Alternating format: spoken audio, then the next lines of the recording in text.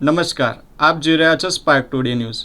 ગણેશ મહોત્સવની તૈયારીઓ ચાલી રહી છે ત્યારે કરજણ તાલુકામાં આવેલ મૂર્તિ રચતા કલાકારોની કાર્યશાળા જીવંત બની છે। પવિત્ર શ્રાવણ માસની શરૂઆત થતાની સાથે હિન્દુ ધર્મના અનેક તહેવારોની ઉજવણી થતી હોય છે। દશામાના વ્રતની પૂર્ણાહુતિ થઈ હવે ગણેશ મહોત્સવ આવી રહ્યો છે ત્યારે કરજણ તાલુકામાં વર્ષોથી મૂર્તિની કલાકારી સાથે જોડાયેલ કલાકારોની કાર્યશાળા જીવંત બની છે।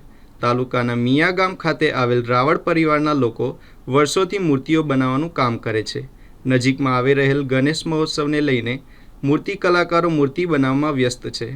₹200થી લઈને 25,000 સુધીની માંગ મુજબની આ પરિવાર મૂર્તિ તૈયાર કરી આપે છે। બહારથી કાચો માલ લાવી આ કલાકારો ઓર્ડર મુજબની મૂર્તિઓ બનાવી આપે છે। ગણેશ મહોત્સવ નજીકના સમયમાં આવી રહ્યો છે ત્યારે કલાકારો મૂર્તિ બનાવવામાં વ્યસ્ત જોવા મળી રહ્યા છે। મારું નામ પંકજભાઈ રમણભાઈ રાવળ છે। મિયા ગામ નવી નગરીની અંદર મૂર્તિ બનાવવાનું કારખાનું છે। અમે તહેવાર પ્રમાણે ગણપતિની, દશામાની, અંબાજીની એવી રીતે અલગ અલગ મૂર્તિઓ બનાવીએ છીએ। ગ્રાહકની માંગ પ્રમાણેની મૂર્તિ બનાવીને આપીએ છીએ।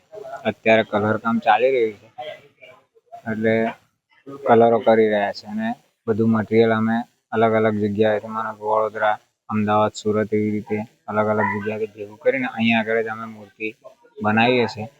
ઓર્ડર પ્રમાણે ગ્રાહક જેમ ફોટા આપે એ પ્રમાણે ₹200થી માંડીને 20-21,000 સુધીની મૂર્તિઓ બનાવીએ છીએ।